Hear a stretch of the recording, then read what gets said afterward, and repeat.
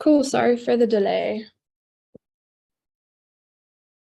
Panel, the issue in post-colonial states is a vastly unequal distribution of property, where the majority of land and economic resources is held by a small elite. An example of this is in Egypt, where 6% of the population owned 65% of the overall land in the 1950s. This came to be during colonialism, where land was stolen from the indigenous population and given to white colonists or local elites that supported them. The theft and centuries of exploitation deserve redress. Getting your land back is getting your country back. How do we do this? We implement a model similar to Egypt's immensely successful one in the 1950s. What land do we redistribute? We want to have a cap on how much land individuals can own. If people own more, we expropriate them. And if land that is owned by the former colonial government will also be redistributed. Where does this land then go? We want to have this proportional according to ethnicity to restore the original balance, i.e. if your group makes up 10% of the population, you will get 10% of the land. Additionally, poor farmers can apply for land and agricultural support, for example, fertilizers and seed. This will be done well because there's an immense desire for land redistribution from the population. What else will we then do? We want to have other redistributive policies such as the social aid system, cash transfer programs, and heavy taxation for beneficiaries from colonialism. We lobby for reparations from former colonial powers. Precedents to this include the UK paying £50 million to Kenya as a redress for the Mau Mau massacre or supporting agricultural programs in the 1980s. What then does the short term on both sides look like? We're willing to bite the bullet where we're most likely ending up with authoritarian governments in the short term on our side of the house. However, the rule of law still is possible. Look at Egypt or Namibia, where we have independent courts, and this is likely because countries are easier to rule if there's an order in some institutions enforce their power. On opposition, what you're likely to get is an incredibly unequal society where most people are too poor to access their political rights. With that, two arguments in the speech. Firstly, on equality of life. Panel, the problem for the large majority of people in post-colonial states is that they lack a baseline of survival. They can't put bread on the table for your family. That is because they're exploited in large farms and work under slave-like conditions with very little pay. Opposition is unlikely to change this meaningfully for two reasons. One, because large landowners are likely to lobby the government to prevent any kind of legislation that would end exploitative labor. They can uniquely do this because of their economic importance. We expropriate them at their weakest right after independence. Second, because there are fluctuations in how much you can actually buy with your wage. That is, your money can decrease in its value, especially in a semi-stable economic system, whereas land you can always use. This means land is always better as a form of redress. How do we then help people? You can grow crops on the land that you receive. You're likely to do this very well for three reasons. One, because of the agricultural program, you receive seeds and fertilizers. Second, because you already worked as a farmer prior to you receiving that land. Most people were in agriculture. And thirdly, because generally not that hard, I can grow crops in my own garden. There's no reasons why African farmers wouldn't be able to do this. We then tell you that they're likely to use the land even better than large farms because one, you're likely to work harder when you reap the benefits of your own work. And second, because there's more sustainable agriculture because you depend on that land more than the large landowner does. But panel, even if baseline survival would be ensured on either side of the house, owning land gives you collateral. That is, you can take out loans and use them to invest in economic opportunities like starting your own business, sending your children to school. This gives you the option of meaningful economic participation and a higher quality of life. Why is this so important, panel? Because we give enslaved people redress from centuries of exploitation where they can now meaningfully decide for themselves how they want to participate in economic activity. Second, because to access political rights, you need a good economic situation. I need spare time, spare capacity, and spare resources to make use of that, right? What doesn't matter if I have a right to education, but my children need to work to get food on the table and I don't have the money to pay for tuition and buy them books and paper. I can't organize a protest if I need to work to feed my family. Panel, where we want economic baseline survival. But even if you don't, but onto the second argument on stability then. Three layers to this. Firstly, we satisfy equality demands. Panel, people have a massive desire for material equality because they feel and see this every day. There's a generational hurt of your land being taken away. It's often also symbolic to have a government take land away from your exploiter that killed your family. And often the independence campaigns promised redistribution and largely ran on this.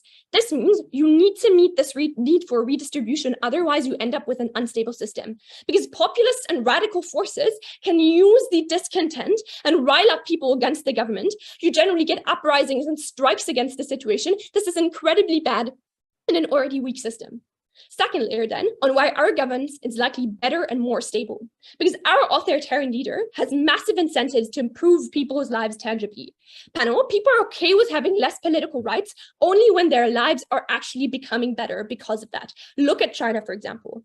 Second, because often these people are former revolutionary leaders. They care about the country and the state they're in a lot. They're really invested, right? They literally risk their life for independence. But then thirdly, they're also quite educated and knowledgeable about this country and its issue. And fourthly, I think generally we can know that they're good leaders because they reconciled independence movement. Compare the center opposition, where you get an unstable democracy because they have little buy-in. That is firstly because there's distrust into the Western democratic system. Panel, I just want to make this very clear. This was the system that was used to create the inequality you are experiencing. The system that was in place when your cousins were taken away, your parents were murdered by the white settlers. White missionaries put the system onto you. I don't think there's a reason why African farmers would trust it then. Second, because the ethnic groups have less of an incentive to buy into the system. That is because every group gains from overthrowing the new weak order. We are likely getting coups and constant changes in who leads what. Panel, there are precedents to this in Algeria in 1999 when an Islamist party tried to overthrow the government, or in Ghana when a military coup overthrew Kwame Nkrumah's government. This is uniquely harmful to democracies because they depend on wanting people to buy into it. You need to go to elections, you need to accept their results, you need to support protests of either side of the house. Third layer then, on why we get more actionability. Democracies are generally slow, especially if they're new, right? You have no established compromise mechanisms. You don't even know which parties are running for an election then. Second, because democracies in post-colonial states specifically are likely blocked by ethnic tensions. You need to compromise, and there are potential deadlocks that occur when parties specifically cater to certain ethnicities and are engaged in clientelism where policies are specifically designed only for one. Before I move on, why this argument is generally important, is there a PY? Okay, moving on. Why then is stability so important? Because we think in the best case for opposition, you're getting an unstable and dysfunctional government that cannot deliver basic necessities like building hospitals and infrastructure because it all requires government action that is blocked on opposition side of that house in a democracy that is in deadlock. But I think in their worst case, you have weak structures that are prone to coups and civil wars. Panel, you need to get your land back to get your country back. We say you get material equality before you get immaterial rights. So proud to propose. Okay, thank you for speaker from proposition. Now let's welcome first speaker from opposition.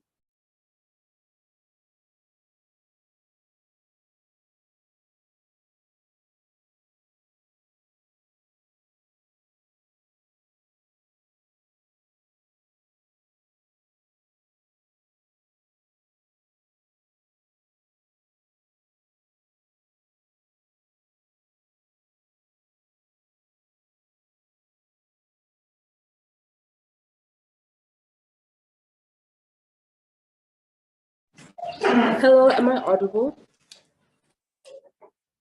Okay, great. Just give me a second to set up that timer. Okay. I'll begin my speech shortly. Just 1 second. Okay. I'll begin my speech in 3, 2, 1. Panel, we think a lot of what proposition is perpetuating is contingent on two things. Firstly, it is contingent on the willingness of these leaders to redistribute land in the model that they have given to us. Firstly, we look at the model of Zimbabwe when Zimbabwe was another country that prioritized land reform. Land was not accessible to the average individual, but was rather prioritized to be redistributed to party loyalists and those who participated within the struggle. And we think this was something that was common amongst most African states when we look at countries like Uganda and Zimbabwe. Why does this become important in proving that side proposition's model doesn't work in this debate? That's on the first instance, on the willingness of the political leaders to partake in this form of redistribution. But on a second level, we don't think there's people who will buy into the fact of there being a cap being put on the amount of land that is being given back to them. Because we think on the principle of reparations, you do not choose the amount you wish to give back, but you give back what is due. If I, as my ancestral family owned 30% of the land, I expect to be reparated 30% of the land. We think in turn when you put a cap on this, you're likely to run into a lot of conflict and friction with people who do not agree with this model. But secondly, on that of buy-in, we think ethnic groups especially won't buy in when we look at minority groups have already been disenfranchised in receiving a lot of their land from majoritarian groups. And at a point that you put a cap, we think it becomes a scapegoat from majoritarian groups not to give back majority of the land that was stolen from them. Secondly, we think that a lot of people would be too poor to access a lot of these rights. In my speech, of recontextualizing what economic reparations actually look like and what political emancipation also looks like, and then giving you intuitive rebuttals in it as we go on. So firstly, on recontextualization, we think the contention in this debate relies on where we think the international community can assist these post-colonial African states in attaining the best method, which would then guarantee the second one as well. What does political emancipation look like, and what does economic emancipation look like? Firstly, political. We think this looks like drafting legitimate constitutions. Secondly, providing a separation of powers between the judiciary and executive. And thirdly, setting up a judicial system that acts as checks and balances on justice in the current country on a civil and political level. We think economic emancipation looks like the devolving of financial means down to the leaders appointed of these countries to embark on economic revival on their own with no real guidance or setting up of a democratic structure. Why this is true? We think it is the common trend that is perpetuated in multiple countries if we're really looking at what economic reparations look like, not what side proposition gave you. We look at how the Zimbabwe government said they wanted land reparations in the Lancaster House Agreement of 1979, and they were given 650 million euros that equated to the amount of land that was stolen from their people, and then they were told to do with it as they please, whether or not they would use it to buy back their land from the white settlers. So we find it more preferable in pursuing a sound political system.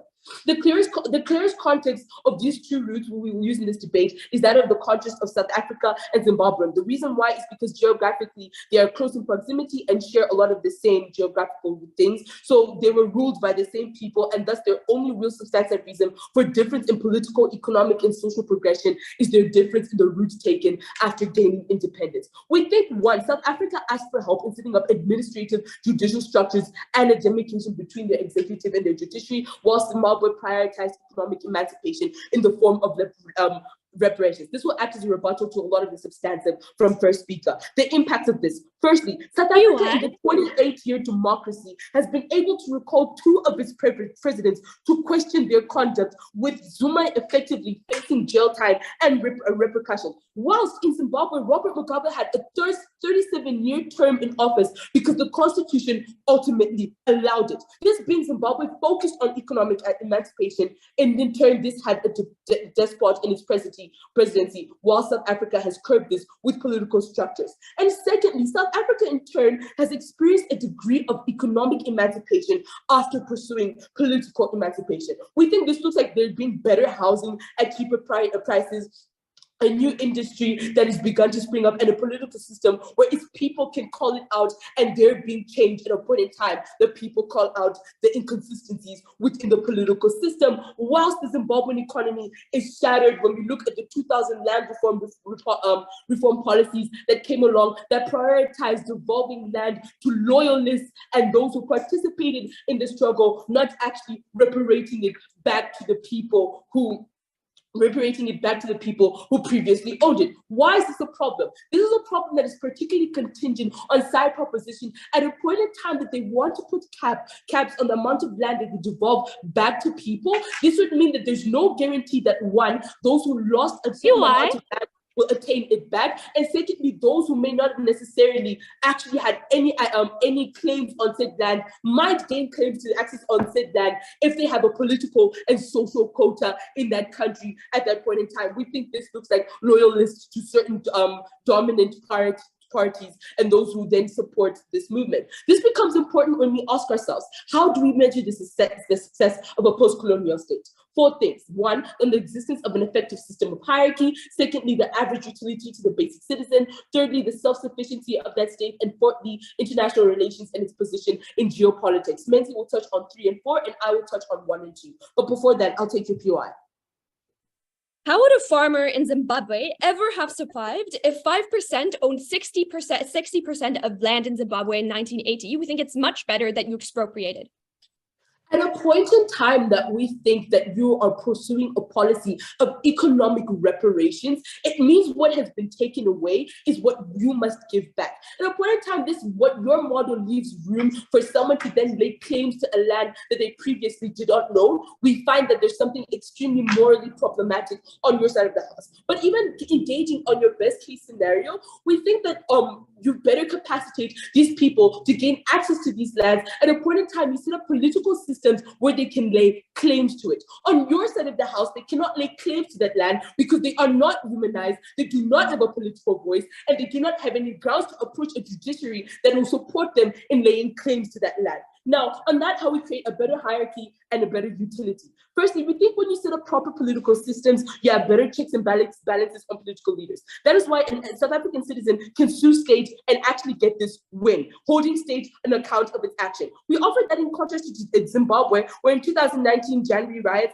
how none of the police force who opened fire on the citizens were held accountable to this day. This is why Museveni can be empowered for extended periods of time with constitution offering no ammo to opposition parties to actually remove him from power. This is lack of efficient political structures have been set up to ensure that haven't been set up to ensure equitable access on their side of the house. You have a better, clear, defined structures with clear roles on our side of the house, where there is no confusion on what the judiciary is responsible for, what the executive is responsible for, and therefore this allows people to then exercise the monopoly and self-determination to lay claims to things that were previously theirs. But on what Menzies is going to further extend on the speech, and just a bit of preemptive on that, on the principle of self-determination and how we attain better utility.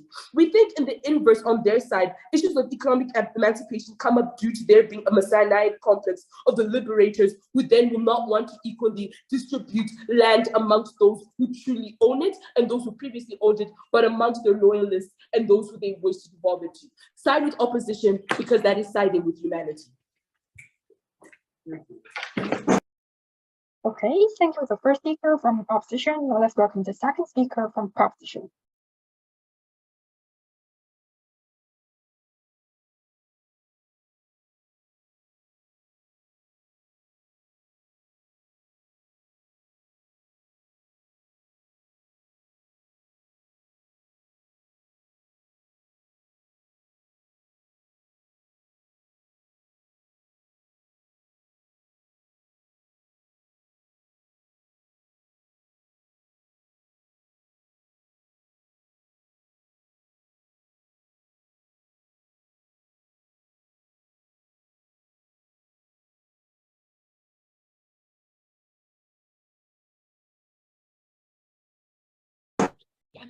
Okay.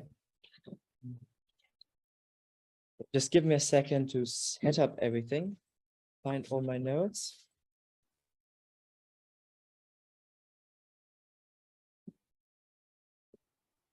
Okay, I would prefer if you, for my POIs, either wave your hand in the camera or type them in the chat. So please don't give them to me audibly if that's okay. Okay, perfect. I'll start this debate in 3, 2, 1.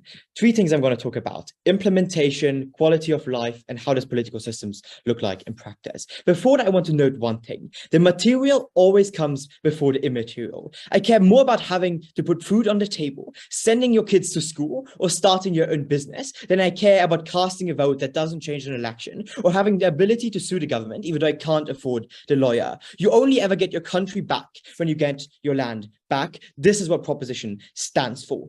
Firstly, on implementation, I think here opposition tries to push us unjust burdens on us. They argue our frame doesn't really work and therefore we not actually achieve the change we get. But someone on the other side argue they get a perfect one. I don't think this is fair. Firstly, I think we can reasonably assume that a cap will be high enough to get enough land. I think an authoritarian leader has an incentive to set the cap at a certain level where his policy is effective enough to actually achieve the change he wants. Why would he otherwise try it in the first place? Secondly, I also think we get a justice system just as they do. The difference then lies in how the democracy political system looks. The reason is because even as an authoritarian leader, I need to have an incentive and a way to enforce the policies, enforce the rule of law I want. A government and a way where I can sue people is a great way on how I I can do that. Okay, two direct responses, two direct attacks they give us.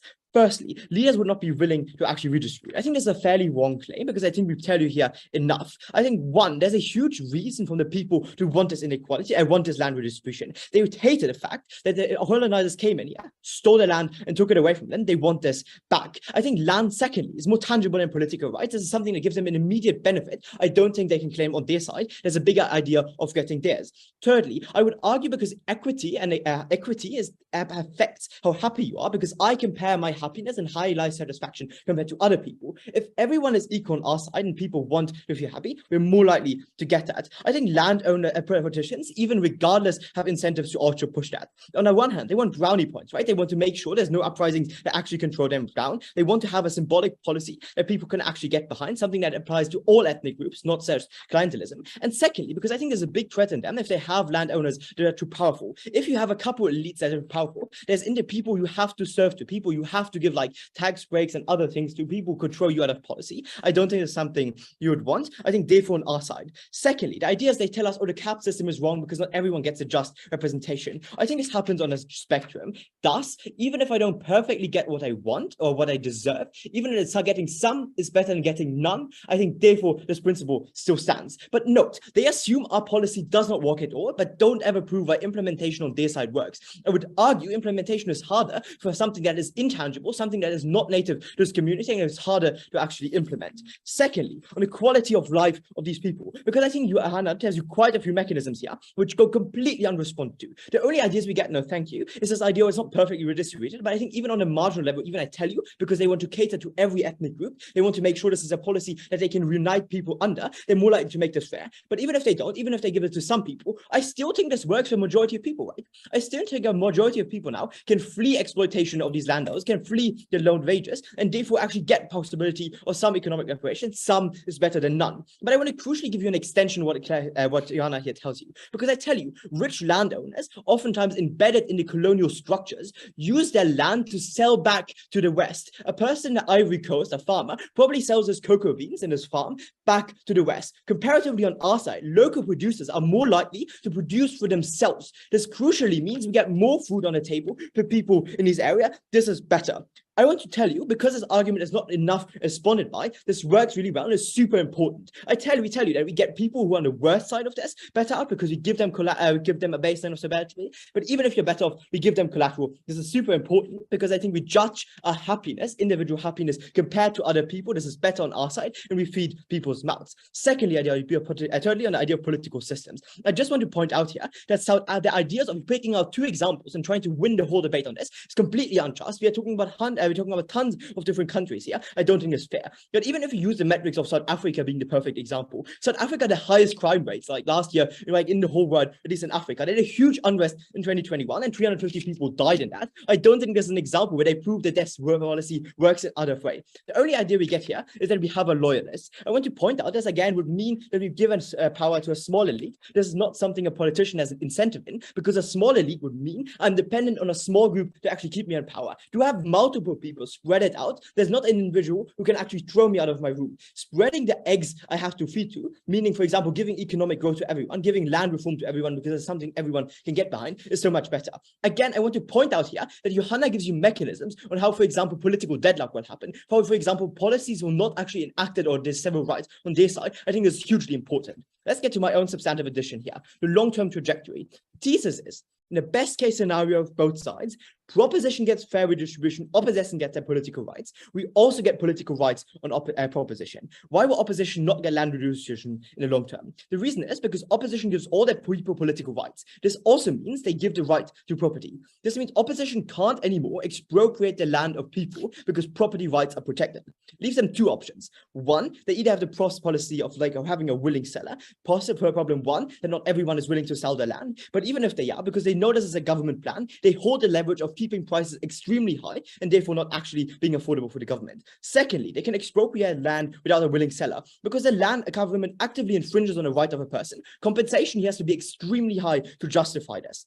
Problem is, post-colonial countries oftentimes are extremely poor, have small government budgets, they can't actually afford this. This is opposition's worst case. This means this won't have any form of land redistribution at all. In opposition's best case scenario, they get some land distribution, but it's on a small scale, doesn't affect everyone. Few privileged people get this. It takes a big part of government budget and is really slow and takes a lot of time. Before I can tell you where proposition gets political rights and redistribution, I'll take a POI. Quotas and cash transfers can't be equitable without a justice system to safeguard these for you. I think I tell you this in my intro. We also have a justice system. We also have a legal system. And the active incentive on why we have it is because it makes it easier to actually implement these policies, but implement their policy, implement their rule. But even if you don't buy my mechanistical examples, look at Namibia, look at Egypt, look at different authoritarian countries like Saudi Arabia in the world. They still have these kind of justice systems. I don't think there's a claim. I don't think there's a mechanism behind how they get this. Okay, why do we get political rights and redistribution in long term? What we create is a strong middle class. Lots of people on our side own land suddenly and now have a baseline of wealth. Additionally, they can use the land they have to pay for education, to start a business and actually grow. Analogy here is on their side, I have an Elon Musk. On our side, we'll have 1 million homeowners. This will lead to the democratization in the long term because people with economic power will now demand political rights. This is especially the case because these people are more educated on our side and they're rich enough to actually care about other things than just care about other things and not just only their material well-being. But the middle class is so big and so vital for the economy that even the credible threat of them standing up, them stopping producing goods is enough to bully and push the government and actually giving up. I think authoritarian regimes at that point are unable to further be able to do this. How this could look is, for example, in a British monarchy, where, for example, you had the rich aristocracy, which you only catered to. But at the point of industrialization, you had merchants, you had engineers, you had a bigger middle class who were wealthy. And because of this, the king had to create assemblies and later parliament to satisfy the demands of this growingly important class. Democracy was created because a few could be paid off with government contracts. But because we had so many people now, you had to necessitate and you had to give them powers. Even if this fails, governments will have to improve their institutions and to go in the demands of these people, bettering the lives of everyday people. Because of all of this, because we can claim their benefits, they can't claim ours. Vote side proposition.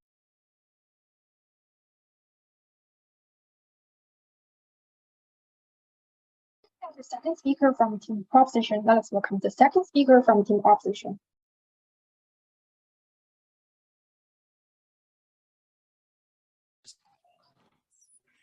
All right, my name is Menzi. I'll take your eyes in the chat. That said, I'll start this speech in 3, 2, 1. Chair, civil rights are the foundation of citizenship and creating national identity.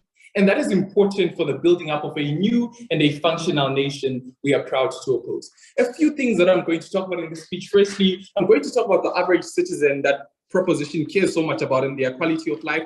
And then secondly, I'm going to talk about what exactly does it mean to enhance economic policies. And then I'm going to talk about argumentation, primarily on utility and a few extensions of the things that you already got in first.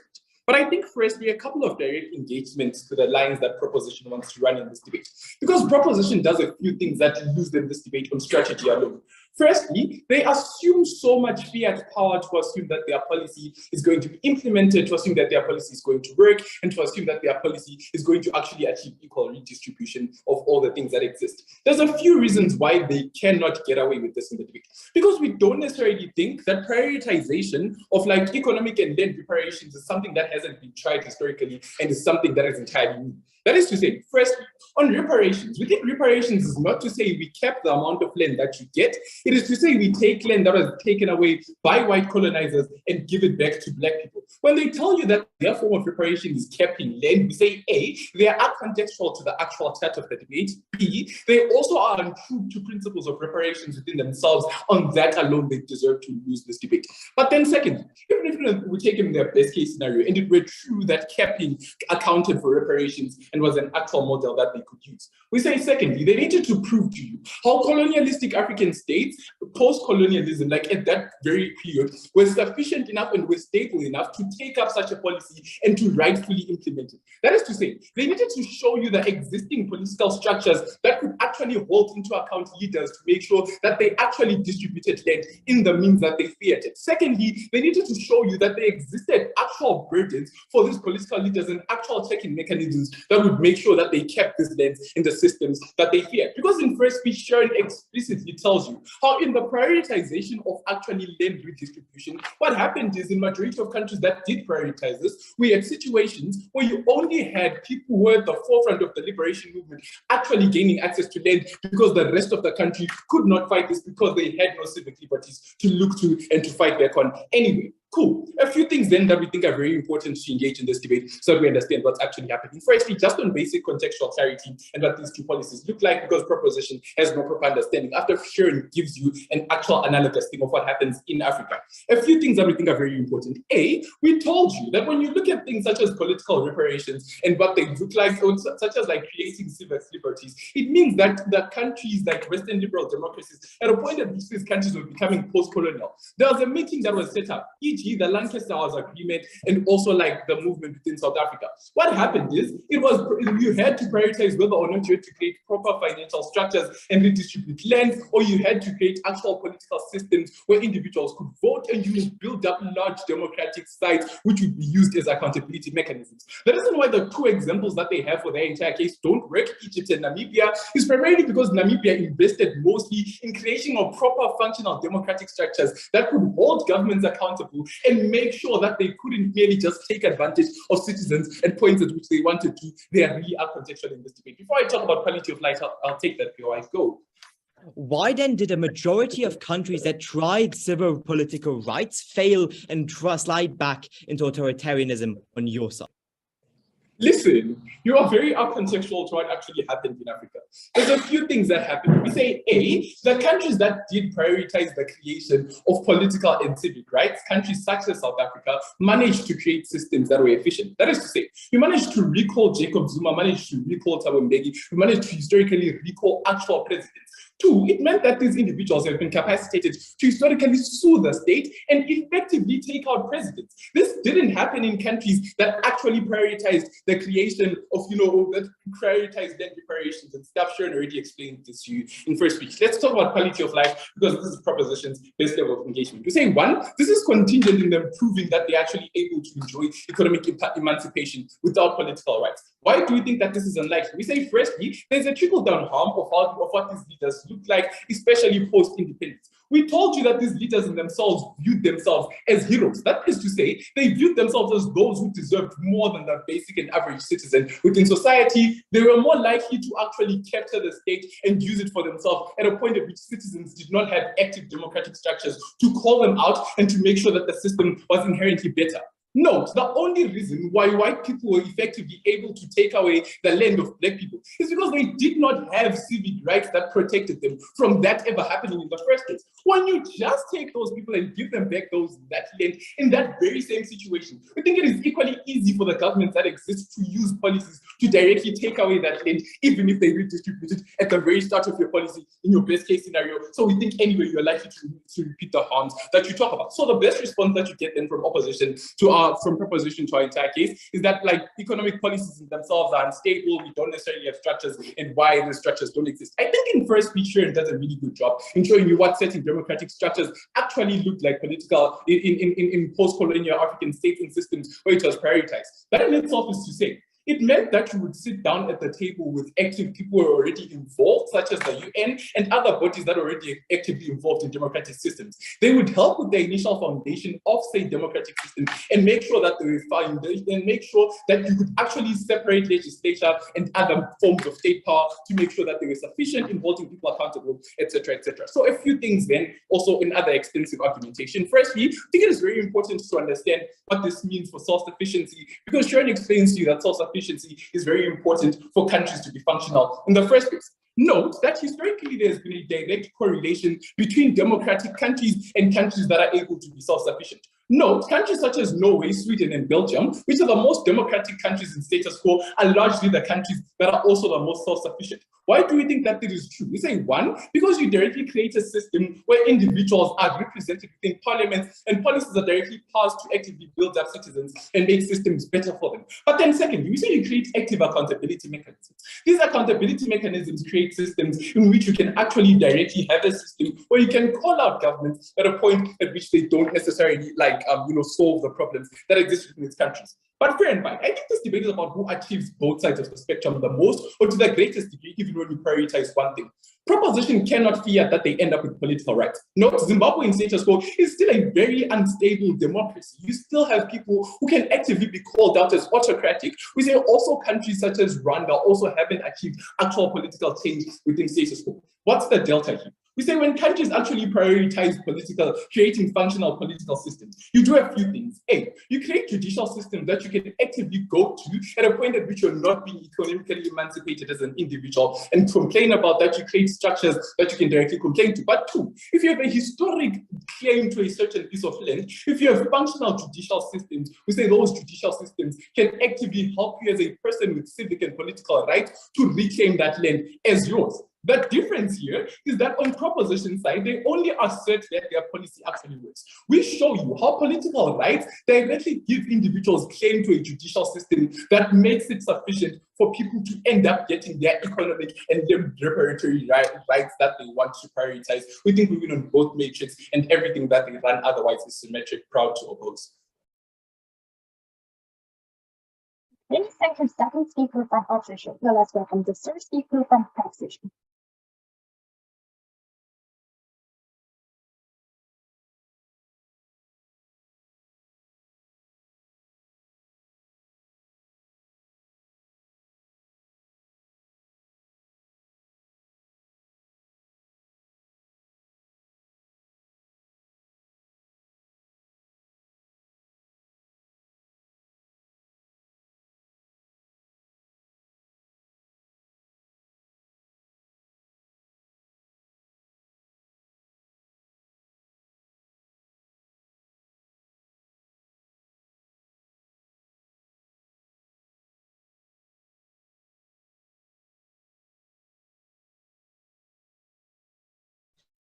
Just give me a second to get my timer, please.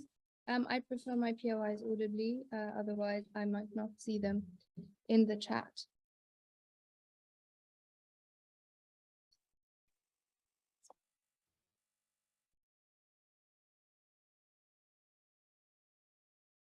Panel, proposition can't get both.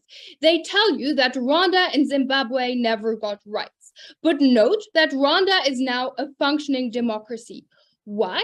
Because of economic land distributions, they were able to get a functioning democracy that could then push for democratic rights. Note that Zimbabwe is probably one of the only examples that they could pick here to cherry pick, right? Just because it didn't work in one country doesn't mean that it wouldn't work in others. We point you to the example of Malawi. We point you to the example of Namibia. We point you to the example of Egypt. All of these were examples where first you introduced land distribution and then you were able to get a democracy. Also note that if the only countries that they want to talk about are South Africa and Zimbabwe, we would tell you two things. Firstly, on Zimbabwe, the situation would be much worse if on top of the autocracy, you would then also have economic inequality. At least most people in Zimbabwe are able to live in relative economic stability. But secondly, on South Africa, note that it literally has the highest crime rates in Africa. For example, note that 2021 violent protests, right? Like, yes, maybe the government doesn't violently struck down a protest, but people struck each other down. I wouldn't want to live in that country.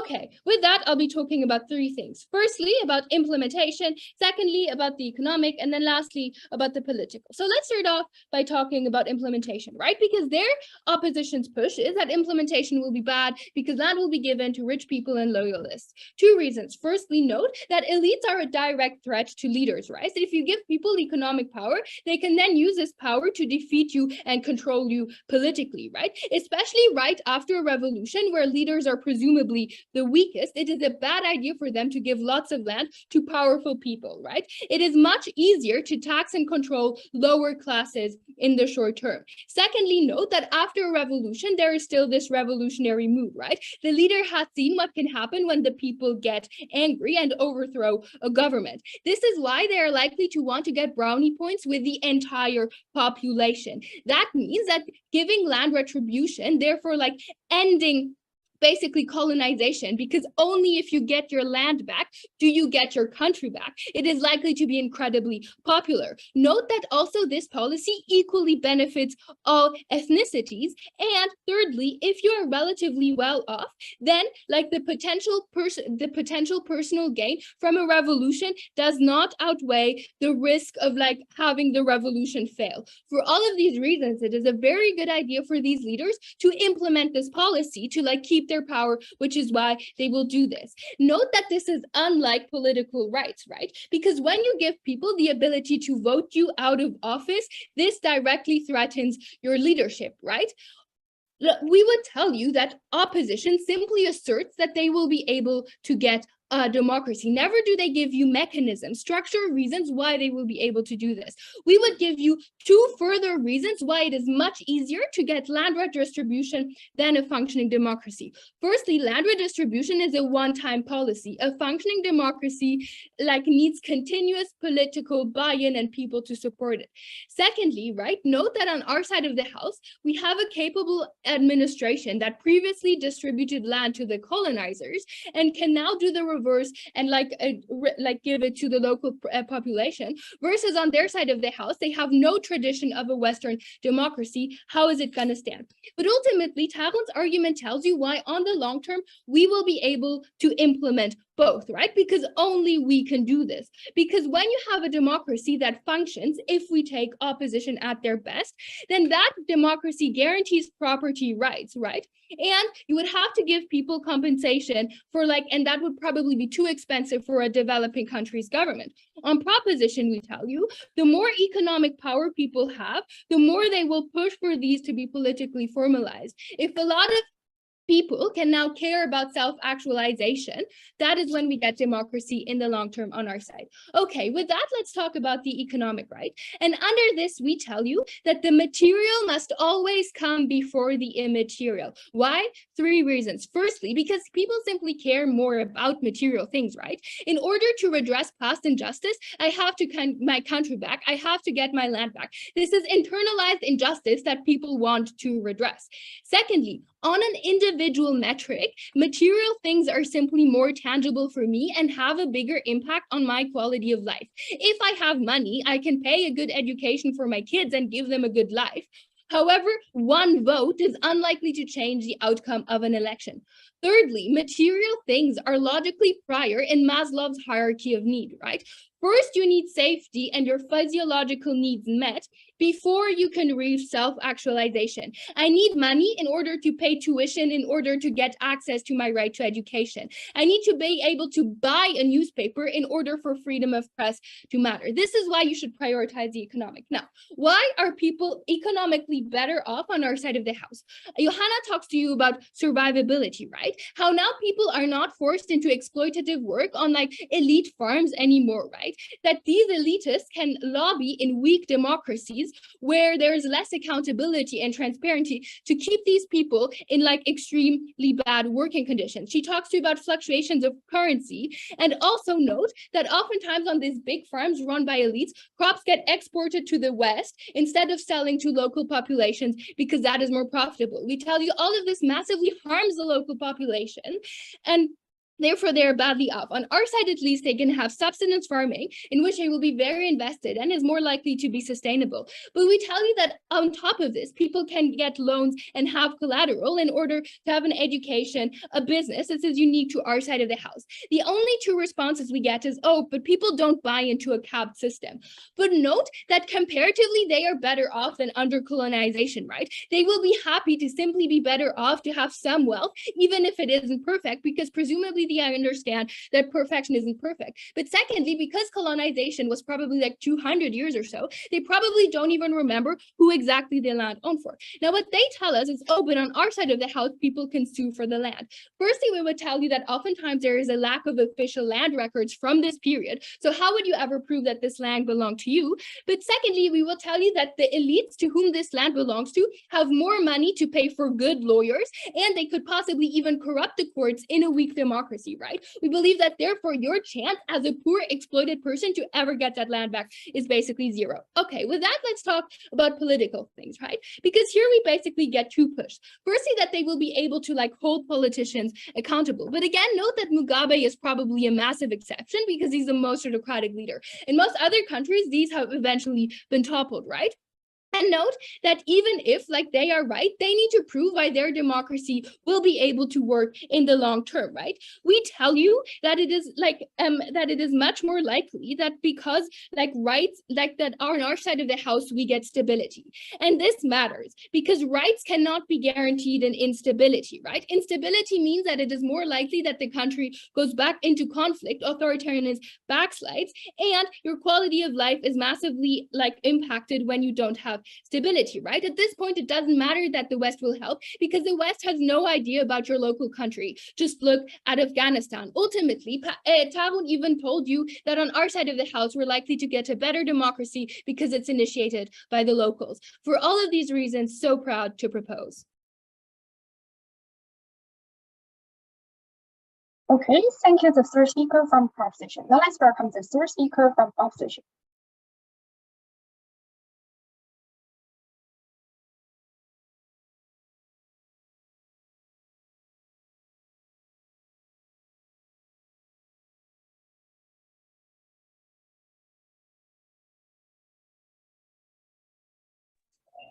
Hi, am I audible?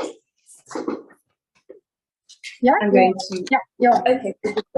I'll take POIs in the chat and I'll begin my speech in 3, 2, 1. Panel, even if intuitively you buy into some of proposition's arguments, I'm going to show you why strategically they lose on their model when it's never specific. And I'll also show you why they lose on all their principles because they're not absolute. We don't even think they understand what reparations are at this point. I'm going to show you why the democracies we're talking about didn't fail, at least not in the ways they think they did. We think even if countries have a high crime rate, that doesn't mean you can't take those people to court and actively hold them accountable. That is the difference. That is what we're defending. But let me take you through specific things that were said. Firstly, they say in second prop, we're going to set up courts to regulate and safeguard these economic rights. Note that is something they cannot run. Courts are a judicial principle that is a part of our case, a part of prioritizing the safeguards that exist under democracy. Civil and political rights are your only legitimate claim within a court of law. They can't actually safeguard through courts. Secondly, they tell you they're going to have a 10%, like you can't own more than 10% of the land. First of all, we think this is actually like very big, right? You're still going to have a lot of white strongholds. But then they also tell you that like they're going to have people having some of this land. First, they say that they're going to do enough to make people happy. Then they tell you in third that some is better than nothing, so they're okay. We don't think they're principally consistent here. But even if they were principally consistent, what do they not tell you about? They don't tell you about any of the monopolized businesses and what they're going to do with those. They don't tell you how they're actually going to transition an economic stronghold that has been exploited towards people. They just tell you that you're going to give some Black people marginally more land. And they said that this was going to people were going to be satisfied with this, even though it was way less than they deserved, given what white people stole historically. We think they're the only ones who actually normalize a conflict and a civil war within their country. But thirdly, then, they tell us that Rwanda is a functional democracy. First of all, Paul Kagame is an autocratic regime. He is a dictator, effectively. Do they have some economic systems that work? Sure, we can agree, but people do not have civil rights within that country. That is never true. Secondly, Egypt is also kind of a contextual because they regulated their specific economic things by having courts first. We think this is also civil and political rights. Let's get into some then specifics of the debate and direct responses to those things. Firstly, we tell you that the problem with land redistribution and like in status quo, even in democracies, right, is that it's controlled by the elite. There is an inequality within South Africa. That's something we can concede to, right? But why is their land still controlled by the the elite. Note, we give you a full 5-layer analysis on the nature of governments who are going to come into power, right? And even if they originally had altruistic incentives, why they have a Jesus complex by thinking they saved and actively liberated people in the struggle, and think then they don't owe as much to the citizens as they should, and are willing to manipulate the power they have, especially when there's no accountability mechanism to necessarily hold them accountable. We think at that point, we think they take a lot of the wealth for themselves, as we've seen in status quo, or just give it to their friends, loyalists. This is things that they never responded to within this debate, other than to say they made election promises or like promises during the liberation struggle that they actively are still going to uphold for some reason. They give you no examples. They give you no analysis as to why, especially when they actually fail on the promises they made, because what they actively said in the struggle is that you get all your land back, everything they deserve. Now they're giving you this cap that means you don't even get that. What are we then talking about in further than that, right? They tell you that we're going to have little buy-in into our democracy because people distrust like colonial governments, right? Yes, everyone distrusts exploitative regimes, exploitative structures. Democracy is the like direct opposite of that. We think people largely buy in to what we're doing here. But why do they buy in even more? Because they get to self-determine. It means that they get to actively choose who they have in power and have a political voice to choose what kind of policies shape their lives, right? We think that even if you don't have a lot of money to send your child to school, the fact that you have a political voice to actively call out government for its lack of investment in the education system is still a mechanism for which you are able to protect yourself when you don't have like all that money, even though we don't think like everyone is doing within a country, even if we run on their best case. But note then why people aren't even self-reliant when they can't even tell us who is going to be in their side of the debate, or that it's the majority of the country, but they can't even tell you that there's a likelihood that this happens. But note that even in an economic sector, right, the harm that happened, even within that space of society, was not just the wealth stolen, right? That's just one aspect. But when you go to your job, there's a lack of protection in mines because you don't have a claim to that protection. It means you're actively having your dignity violated every time police like strip search you for something and necessarily brutalize you in the streets. It's when you don't have a claim to have sick leave at your job, right? We think these are all problems that still run rampant in their society, that actively means people are hurt every single day, do not have their dignity recognized on a president level within any system of society, and that is necessarily something you're always going to prioritize more when they tell you safety is something that's very important to you, but somehow make that analogous to economic rights and not the very rights that put people in jail when they necessarily harm your safety. Note the contradiction there and why they can't have it all. Note why we actually can have it all. Because when you set a precedence of dignity within society, we think when the ANC comes into power, Mandela directly states that there needs to be a Truth and Reconciliation Commission that necessarily deals with how we reparate people, how we quantify injustice, because it wasn't just an economic harm, it was a dignity one. And we directly talk about those things. And we have BEE set up in the economic system, which is like a form of quota, right? We have things like affirmative action. We have things like grants and social welfare that trickle down. That is the status quo. We did have both. Even if it's not to the extent that side proposition wants, we think it's still a better on that comparative. Quickly a POI. Malawi's redistribution plan led to a 40% increase of income for the people involved. Why don't you want this for every single African? Because it's not equitable at the point in which it's not equal across the globe. You can't have a reparation principle and still give that 40% to the elite, right? We don't think that works. But when we say to you that that increase in and of itself was something that can still gradually happen over time when we set a precedent that people and their dignity matters, and it's going to matter in the economic sector as well when we start to reparate them slowly and like prop them up within the financial world, we think that that's a benefit we're willing to trade trade off and pushed to the side when we then look at like democratic and civil rights that necessarily mean you have people in place that protect you, that safeguard you, and that democracy can never backslide because there's a constitution and constant pressure. That means when people do then have those like power-hungry incentives that we do, we recalled Jacob Zuma, we recalled Thabo Mbeki, and that necessarily could only happen on our side of the house because we realize that things like brutality, things like exploitation are not exclusive to white people, and that's something that the other side can never actively claim why they protect for those things. So proud to oppose. Okay, thank you, third speaker from opposition. Now let's welcome the reply speaker from opposition.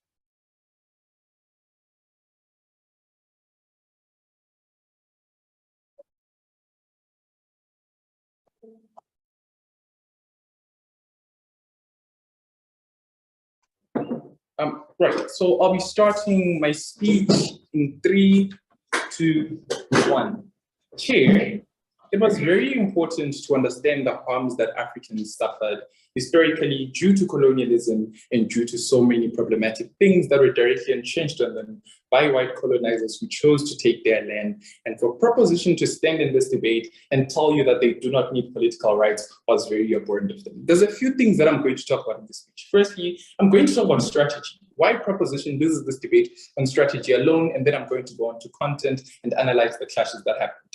I think firstly, note that proposition's case actually gets majority of its building in third speech. They give you legitimate actual mechanisms for a model in third. That in itself is strategically unjust. But secondly, when we question their strategy, when their mechanizations in first speech, we told you that you cannot just claim that political will and genuine political incentives existed for this policy to be implemented in the way that they say it would. They needed to mechanize and show you how that would actually happen.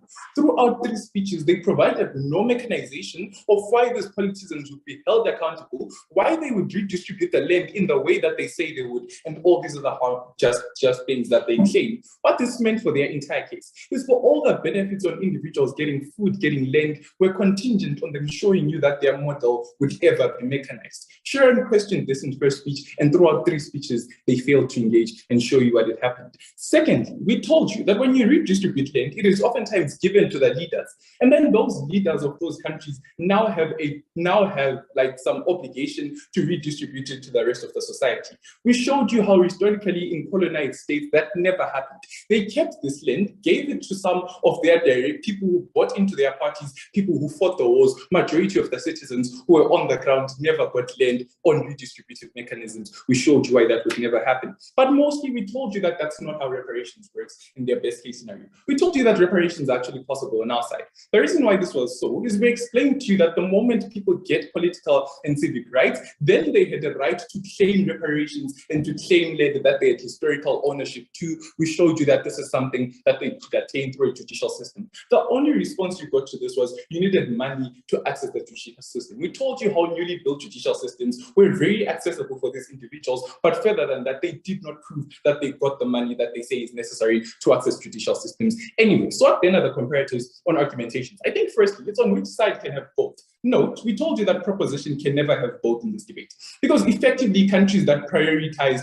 having economic redistributions in status quo are still actively in dictatorships that are primarily harmful. Countries like Zimbabwe, and it is very weird that they claim Rwanda under Paul Kagame, which is literally an autocracy, as an example for their case. But most importantly, we told you that countries that in status quo have both are countries that historically prioritize making sure that they first go political rights. That is to say, countries like South Africa, countries like Namibia, and countries such as Egypt that they also claim again, which was very weird because these are countries that first set up democratic systems that could hold these politicians into account and make sure that they did the policies that they promised the citizens. Further than that, we told you that the best example for this debate was SA and Zimbabwe.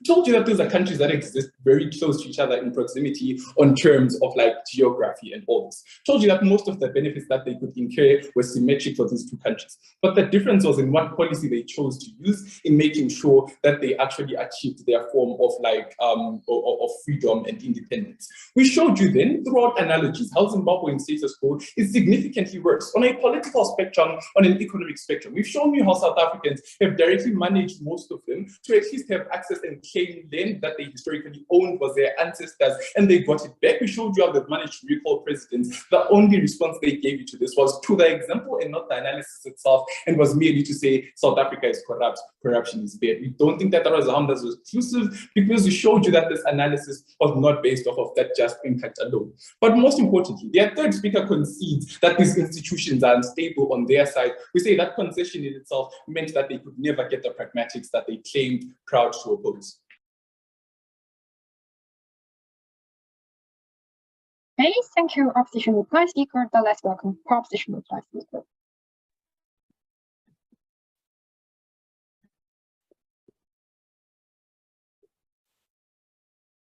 Panel, I'm no expert on African history and don't know the full depths of every example, but I don't think this is what debating is about, and I think this is why opposition loses this debate today. This isn't an example war. What we would have needed is strategic and mechanistic evaluation of why they get a democracy, but we never get land redistribution. The problem is that the comparative they set up from the very first speech is an unfair one. This isn't South Africa versus Zimbabwe, the literal only example where land redistribution has failed. This is a nuanced engagement that we would have needed from the opposition to win this debate. We win because we can engage with their best case and because we can engage with our worst case and still tell you why land redistribution wins you the case every single time. For opposition to have any benefit in this debate, they would have needed to prove why they get basic quality of life for people. Because what they want to claim is, well, I can get economic rights through political rights. But panel, I want you to remember that in my very first speech, I told you that I can never access political rights if I don't have a baseline of survivability. I just can't care about going to vote if I don't have bread on the table for my family. You get this because of land redistribution, panel, uniquely that. Even if you buy that it doesn't work perfectly on our side of the house, I think we're more likely to give this to more people. They would only be able to access these political rights anyways. Opposition doesn't have any benefit in their very best case, even when they get political rights, if they don't explain you why they get economic ones. Then I want to talk about the comparative exclusivity, right? Because I think opposition can only win this debate if you truly buy that the kind of redistribution we'll get is inherently unfair and just goes to flames, right? But I think the problem is, panel, that you have to compare this to opposition's democracy going badly, right? And I tell you this in first about deadlocks, having no actionability because like the leaders just don't care. You're just in clashes with the ethnic parties the whole time. And because people want redistribution, have an active incentive to overthrow a government that doesn't give them that, right? What they never engage with that, right? Because the problem here is, in the worst case, this just means another civil war. This just means a weak government that is overthrown again and again and again. This is their worst case. They never engage with that. We think that we win by that alone. Let's engage with our worst case then, right? Because what they tell you here as well, you're principally inconsistent, panel, we just don't care. We're better at the degree of fulfilling reparations. They never give you a mechanism why they get, we get enough, right? But in the second, they want to claim, well, this is inherently an unequal distribution. You only give this to loyalists. They ignore what Tahun and Ode talked to for 4 minutes throughout both of their speeches, right? You necessarily want to cater to everyone rather than creating a small elite, right? If I give Ode and Tahun all of my land, it's much more likely that they can overthrow me rather than when I give it to all of you in this room, because individually, you're less likely to overthrow me. This is an incentive to do land redistribution well. I'm not going to give it to all of my, only the loyalists. Second, I think the leader is afraid of being overthrown again if they don't do this well. I think because people have such a massive desire, which they never contest, this is likely to be very, very, very well done, right? We see this in examples. We see this in Ghana, for example, right? I think other ethnic groups will then hold them in check. It's likely to be very well done. But even if that weren't true, they tell you, well, but the government is too weak. Panel at best is asymmetric. If the government is so weak, they never get a democracy on their side of the house as well. I think much rather it's then easier to get land redistribution because it's only one time, because ethnic parties have an active incentive to buy into that and to get it well done. What is the impact of this, panel? I think we're way more likely to get good land redistribution than they are to get good democracy. But I think even if they win on good democracy, you necessarily have to have economic rights before political rights, because you're never able to access a democracy without having the baseline survivability.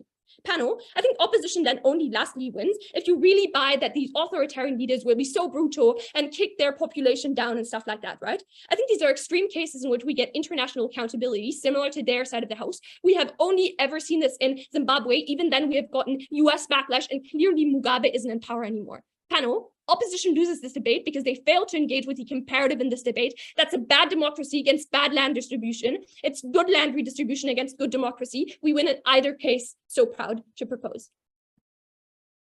Okay, thank you, other speakers.